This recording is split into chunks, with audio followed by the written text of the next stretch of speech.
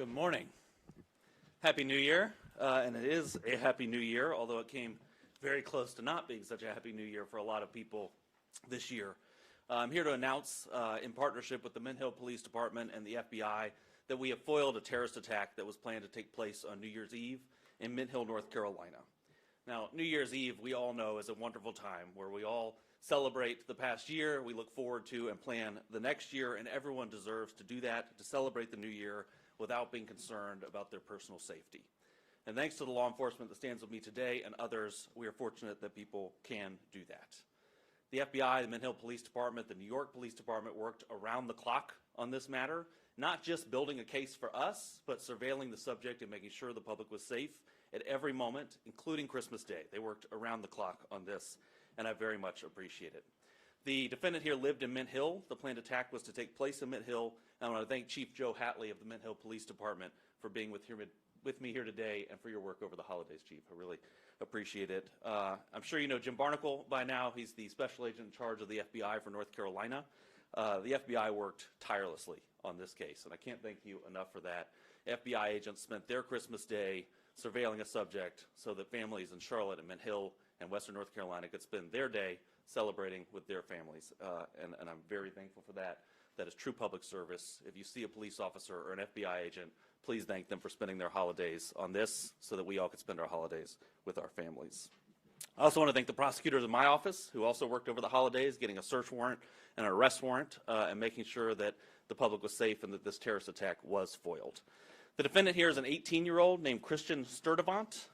He has been planning this attack for about a year, but he's been planning an attack for far longer than that. He was planning this attack in support of ISIS, and we have charged him with attempting to provide material support to a foreign terrorist organization, that organization being, of course, ISIS. Now, this is still very much an active investigation. We had to act quickly here to protect the public, so we are light on details, but we'll tell you as much as we can, and Mr. Barnacle will probably tell you more than I will about those charges, but I thought I would give you an overview of what's in the federal complaint and the charges that we charged. So Mr. Sturdivant started on the internet. He started reading ISIS material, started going to ISIS websites, making TikTok videos, and eventually reached out to what he thought was a member of ISIS. In reality, was an undercover agent with NYPD in New York. He pledged his allegiance to ISIS with that undercover agent, and he disclosed his plans to, quote, do jihad soon. He then met a second undercover with the FBI, who he also thought was an ISIS participant, and he started to be very specific with his plans. He talked with that undercover agent, again, who he thought was ISIS. He talked about where he was planning to do this attack, which was at a grocery store and a fast food restaurant in Mint Hill, places that we go every day and don't think that we may be harmed. He talked about what means he would use to kill innocent people. He said he was going to wear a Kevlar vest and attack people with knives and hammers. And of course, he talked about when he was going to carry out this attack, which was New Year's Eve. A time when American life is on full display, right? We're all out there in crowds celebrating all that has happened this year, all that is to come, that we are so proud of. And that is when he planned his attack to attack that American way of life. The FBI executed a search warrant at his home, and they found the instrumentalities of the attack. They found hammers and knives hidden under his bed. They found notes where he planned his attack and detailed his attack and plans for how he was going to carry out this attack. It was a very well-planned, thoughtful attack that he had planned and that was fortunately foiled here. He was preparing for jihad, and innocent people were going to die. And we were very, very fortunate they did not. But the fact that along the way, in this extensive planning of this attack, he encountered not one, but two undercover officers should make the public feel very, very good and very safe. Because law enforcement is out there every day, and we know they have a lot to do. But they have people out there making sure that as people plan these terrorist attacks, they have stops so they find it. And they did find it here. And on Christmas, while we were all opening presents, they were sitting in a driveway making sure that the public was safe. And we're very, very appreciative of that. Mr. Sturdivant was arrested on New Year's Eve, the day he planned his attack. Of course, it did not become public today. It has been under seal until today. He made his initial appearance in federal court this morning, about an hour ago, and this case is now moving through the judicial process. So he will have a preliminary hearing After that, in a detention hearing, and of course we will seek that he remain detained, but that's up to a federal judge on that issue. He faces a statutory maximum sentence of 20 years, but as I always tell you, every individual defendant gets a sentencing hearing where a judge takes into account a host of factors under the United States sentencing guidelines. They look at that individual defendant. The judge, he or she, looks at that individual defendant and makes a decision on sentencing, so we don't know what the ultimate sentence will be here. Originally, I think it is notable, as part of their efforts, the FBI took Mr. Sturdivant to a state magistrate judge to try to have him involuntarily committed. And that was because he had threatened not only other people's lives, but in the process said that he planned to die by a policeman shooting him. So he had threatened other people's lives and self-harm, but the state magistrate judge denied involuntary commitment. Fortunately, the FBI did not give up then and continued to build a federal case and get the evidence they needed to charge him and detain him and keep everyone safe on New Year's Eve. And I'm very, very thankful for that because countless lives were saved here. On New Year's Eve, everyone is at the grocery store. We're all buying the things we need to celebrate, and we could have had a significant, significant loss of life and significant injury here. So we will be here at the federal level dedicated to making sure the public is safe like we were in this case. And I know that there's a lot that goes on behind the scenes that's never public for investigative reasons, and it's very it brings me satisfaction to be able to tell the public what law enforcement is doing when you don't know it and what's going on behind the scenes to keep everyone safe. So with that, I will turn it over to Special Agent Charge Barnacle, who could tell you a little bit more about the details. Thank you, Mr. Ferguson, and thank you, Chief Hatley from the Mint Hill Police Department for your partnership in this investigation. My name is James Barnacle. I am the Special Agent in charge of the FBI here in North Carolina. Christian Sturdivant pledged his loyalty to ISIS and committed himself to killing Americans on New Year's Eve. This investigation unfolded quickly. From the moment the FBI was notified of a potential threat of a terrorist-inspired attack in North Carolina, we went all hands on deck. We assessed the credibility of the threat. The investigation lasted about 2 weeks, included numerous investigative techniques, partnerships with law enforcement agencies, and cooperation from the American public. This Christmas, the FBI and our partners worked to protect the American people. We did not let up until Sturdivant was safely in handcuffs. FBI special agents arrested him on December 31st as he was being released from a local medical facility. On Monday night, as Russ just said, the FBI's evidence response team conducted a search, an authorized search, at his home and on his cellular phone. What we found was a manifesto, which the federal complaint alleges contained detailed plans to execute a massacre on New Year's Eve as people shop, for the holidays. Without the swift action of the FBI Joint Terrorism Task Force, New York City Police Department, the Mint Hill Police Department, and our partners at the United States Attorney's Office for the Western District of North Carolina, we could be announcing a national tragedy. Instead, a terrorist attack was thwarted.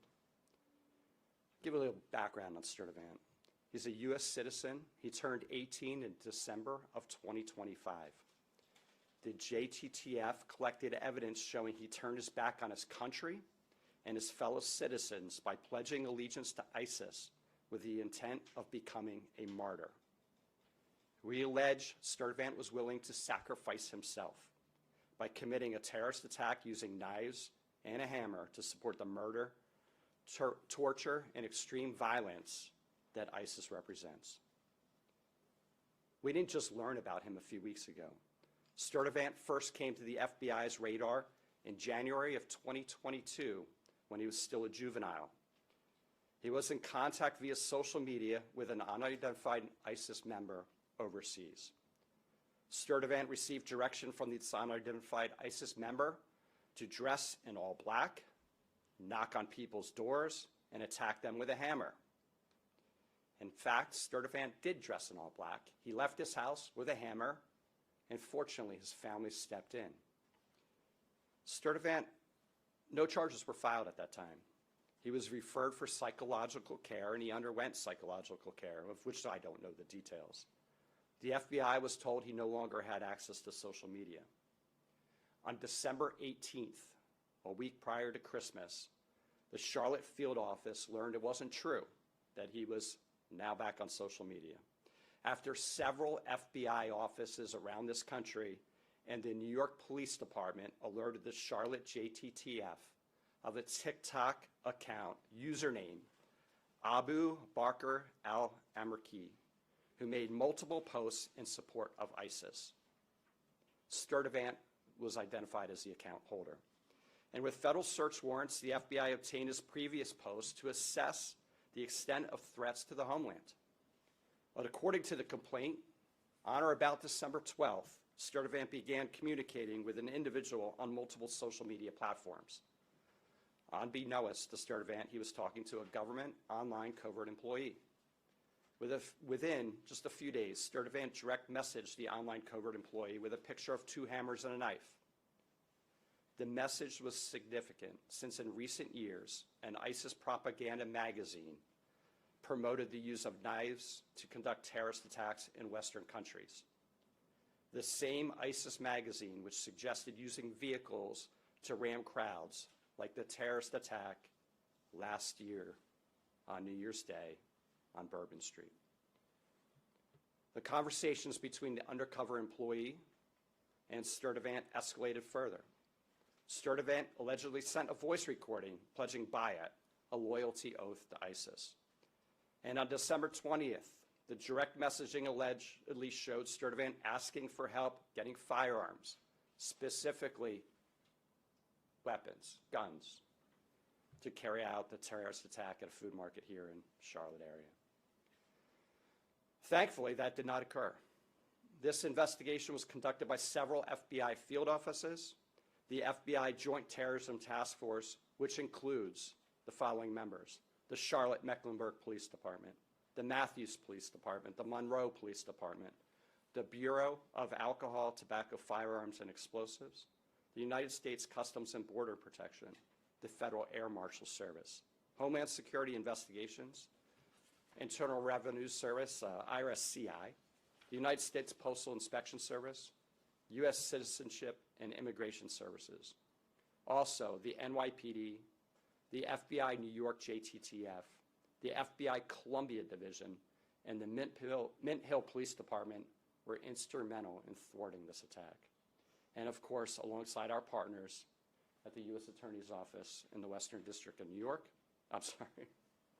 Carolina, and the Department of Justice. This investigation highlights the very real threat posed by people who self-radicalize online and are inspired by jihadist ideologies espoused by foreign terrorist organizations. They seek to attack soft targets with easily accessible weapons and with little to no warning. To further complicate this threat, we have seen that most successful attackers radicalize in a time span of between 1 and 4 years, and they typically mobilize to act in less than 3 months. The FBI continues to work tirelessly to combat the threats of terrorism for the American people every day. But our partnerships are not limited to just law enforcement agencies. We rely on the communities we serve and encourage the public to contact law enforcement when they see or hear something that doesn't seem right. I also have this personal message. If your child, relative, friend, or neighbor is sliding into a dangerous ideology, you'll be the first to see it. And together we can stop it. The threats we face are bigger than any one law enforcement or intelligence agency, requiring everyone who hears this message to work together to keep people safe. I want to thank the members of the Joint Terrorism Task Force that's here today for their diligent effort. We spoke, I can't tell you the number of hours, and this is not an attaboy to the FBI or our partners. They worked nonstop for about 14 days, 24/7, digging through everything we had, and keeping surveillance on this subject so we could intervene if he were to potentially attack. Through Christmas, Christmas Eve, every single day, all weekend. So thank you for your commitment to keeping America safe. With that, turn it over to Mr. Ferguson for any questions you may have. Well, thank you, and let me reiterate my thanks to the Joint Terrorism Task Force, to the Mint Hill Police Department, and of course to the prosecutors in my office who worked on this. So, Jennifer, yeah. Inspection News, North Carolina. Can you clarify where the planned attacks in Mint Hill, like which grocery store and which restaurant this was expected to take place at? I don't believe it's public yet, which grocery store and which fast food restaurant. I can tell you they were in Mint Hill. And as the investigation moves forward, I'm sure that will become public, but it's not at this point. It's on still under investigation. One more follow-up question. Sure, of course. Make sure I understood that correctly. Did you say that the arrest took place after he received medical attention? Did I hear that correctly? No. So the FBI went to a state magistrate judge to try to get him involuntarily committed for medical attention, and it was denied by the state magistrate. Thank you. Whether he got medical attention after that, I don't know. Yes. Hi, John Marusak from Charlotte Observer. I was wondering, why did the judge, magistrate, deny that? And we were not involved in the state court hearing. Obviously, we deal in federal court here. From what I understand, it was a very short hearing, and I don't know of any reason he And gave. when was it? That was Monday night, Monday night. In Mint Hill or Mecklenburg County, here in Charlotte, or? Mecklenburg County. Correct. Thank you. Hunter, yeah. Hunter with Channel 9. Following up on that, Burger King is listed in the actual document with a grocery store nearby. The only grocery store nearby is Harris Teeter. Is that confirming it? So the subject worked at Burger King. Okay. There, I believe, are a number of grocery stores within the vicinity, Okay. and we're not quite there on the exact plan of his attack, but you're on the right path. Okay, and was this a lone wolf attack, or was there any connection to any other plots that have been foiled across the country here recently? Yeah, that's a great question, and this subject was working alone, we believe, at this stage of the investigation, but what's interesting about that is he didn't think he was working alone. He had contacted two different members that he thought were ISIS and working with him, obtaining firearms for him. They happened to be undercover agents, so he was working alone, but it wasn't his intention to work alone. So, yeah, Katie. Russ Katie with WBTV. You mentioned the grandfather had tried to prevent an attack before. Were they aware of his recent posts on social media? Did they know anything about his recent planned attacks at all from your investigation? I don't have any indication the grandparents were aware of the social media posts. What we do know is that the grandfather secured the knives in the home, secured the hammers, tried to make sure that Mr. Sturdivant did not have them, and yet when we executed the search warrant, they were found under his bed. Thank you. Jen. Jen Cardone from Queen City News. Just wondering if the grandparents are going to be facing anything or if they're cooperating with you on this. Obviously, they knew something was up, but did they do enough to be okay? That's a great question. The grandparents have been interviewed, and our investigation's ongoing, and we'll see where it goes. But right now, and especially in the very urgent part of this, we've been focused on Mr. Sturdivant. Hunter, yeah. In here before that 2022, where he went out to try to stab neighbors and his grandfather stopped him, it said that before that he had pledged allegiance to ISIS. Is there any reason why he wasn't charged? I know he was psychologically examined, but why did he face any charges? Yeah, Pledging an oath. it's a great question. That was, and I'll let you weigh in on this too. I'll note that he was a juvenile at that time. He was 14. And I do think we're very fortunate he was 18 now because it makes it a whole lot easier to bring charges. I think you had something to add. No, I think that covers it. Okay. Thank you. Yeah, Diane. Sorry, just following up on that too. Was that something known at the time in 2022 that he was trying to stab or kill a neighbor, or was that determined at a later investigation? No.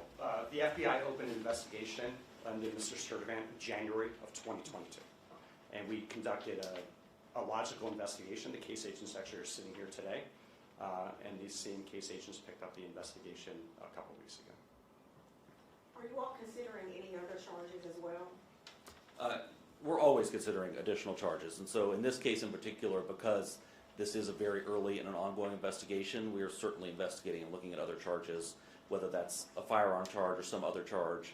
Right now, we feel confident we have this charge, which is attempted material support of ISIS, But we'll see how the investigation unfolds from here. Thank you. Yeah, definitely. Hunter? I have a question for Chief Hatley, course. if you would. Certainly. I mean, we see this in parts of our country, but you never think it's your own city. This is Mint Hill that is now a thwarted ISIS terrorist attack. What are your thoughts on all of this? Truly, I believe that's everyone's famous last words. It's never going to happen here. It will never, that can't be my neighbor. It can happen anywhere. Yeah, Diane? I know that he spoke with two undercover agents. Did he actually ever have any interactions, do we know of, with actual members of ISIS or terrorists or anything like that?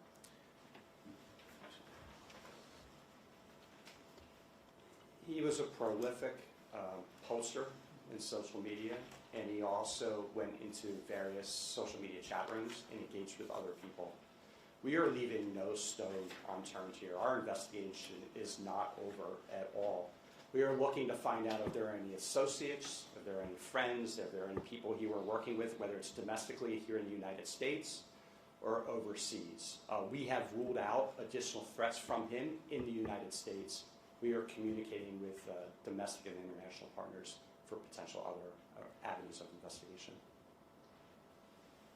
Russ, Katie again, we just saw that thwarted attack in Seattle as well. Should we be concerned about this becoming a persistent problem in the Western District of North Carolina? I sure hope not. I mean, I think that we should feel comfort that the FBI was there and that this defendant not only encountered one undercover agent, but encountered two, one with NYPD and one with the FBI, which I think shows you what's going on behind the scenes to protect the public. Of course, everyone should be vigilant. We all know the adage, if you see something, say something, which seems kind of ridiculous at this point, but it remains true. It's little things that sometimes bring these things to the attention of law enforcement, so I hope people will do that. And like Mr. Barnacle said, in situations like this, it's really family. It's family, and monitoring, especially your children's online presence, where this defendant was on TikTok, in chat rooms, communicating with people.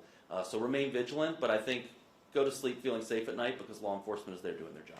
And just one more follow-up question. Historically, we have seen this targeting New Year's Eve events like we saw on Bourbon Street. We just finished the Truist Field celebrations. Do we know why he was targeting the grocery store chain at all, or is that not public yet? We don't know why. I could tell you from my view, New Year's Eve is where the American way of life is on full display. We're celebrating how wonderful it is to be here and all that this country has given us. And I think for terrorists, that is a ripe opportunity to attack that way of life. Dan, we do have some intelligence that he was looking at a grocery store because there'd be a lot of people there. He knew there'd be a lot of people there grocery shopping, which is why we said that in our remarks. He was looking for a high-profile place. There's a couple grocery stores in Mint Hill. He wasn't set on just one. He was looking at multiple, whichever one had the most people in it. Yeah. Dan King with NBC News. So you mentioned that he was arrested on New Year's Eve, correct? Correct. What was the, I guess, setup for, because, I mean, if the attack was planning to happen on New Year's Eve and he was arrested, then what was the setup there to prevent that? So we had multiple plans in place to make sure he was not a free man on New Year's Eve and could not cause public harm. And so that included the seeking an involuntary hold for mental health purposes, which was denied. Ultimately, the arrest was made on New Year's Eve to make sure that he was safely behind bars on New Year's Eve. We did that by getting a criminal complaint from a magistrate judge late in the evening, a federal magistrate judge, and that's why it set up this process where that was under seal until today. He had his initial appearance. He will still get a preliminary hearing where he could put on evidence to say there was probable cause or not to detain him, and a detention hearing where a judge will decide if he should be detained pre-trial. So did you believe that the attack was hours or days away? Was there any anticipation there? So we were concerned the attack could happen at any time, and I can tell you the FBI had 24/7 surveillance on this subject, all hours of night, Christmas Day, Christmas Eve, time away from their families to make sure that the public was safe, and they were authorized to make an arrest if they needed to. If he were, if he were to leave the house with guns or knives or hammers, they were going to make a probable cause arrest. So at no point was the public in harm's way here. And Yeah, just to Jen. clarify, it was just the grandfather he stayed with at the residence? No, there were other family members at the residence as well. There was a grandmother and I think some siblings and some other family there. Okay, thank you. I also note that it says that his grandfather is a Christian minister in Charlotte. Is there any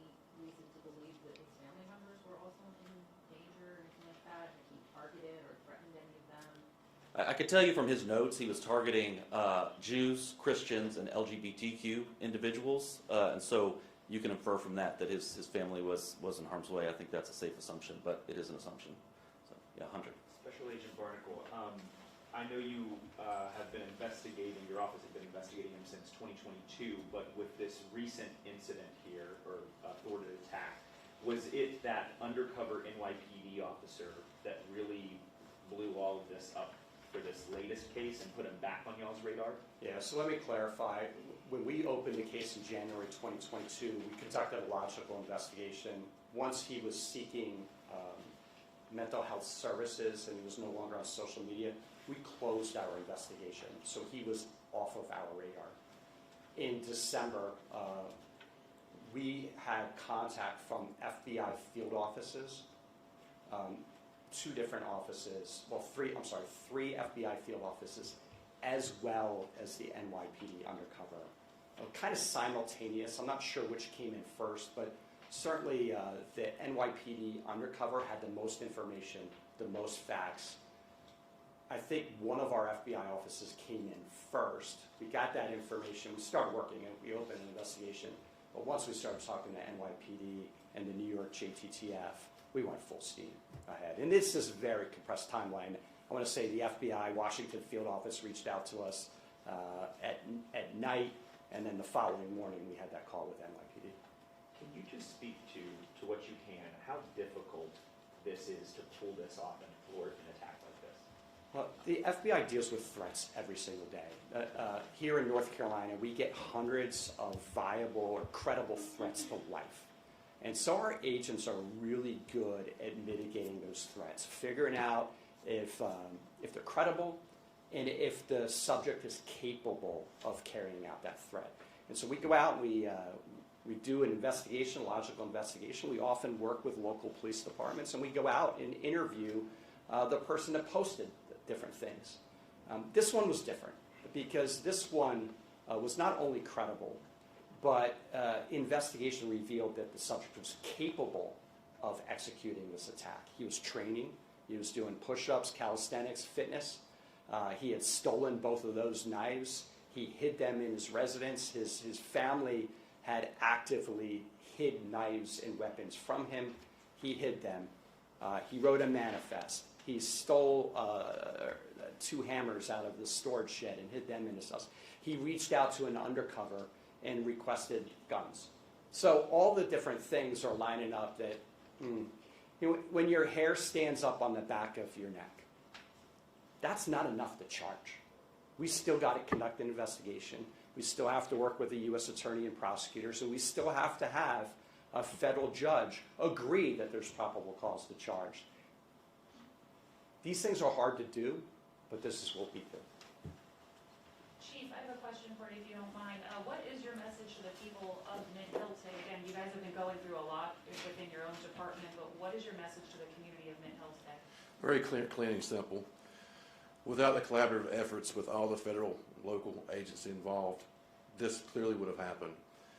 Rest assured that even while you're asleep, law enforcement is still proactively working to keep you safe. I can't put it any clearer than that. Any additional questions? One more question. Yeah. So he was currently working at the Burger King in Yes. that area. From your knowledge, had you heard any type of concerns from employees or anyone in that area where he worked? Were there any type of red flags there as well? Not to my knowledge. Okay. Anything else? Well, thank you all. Thank you for covering this, and Happy New Year. Thank you.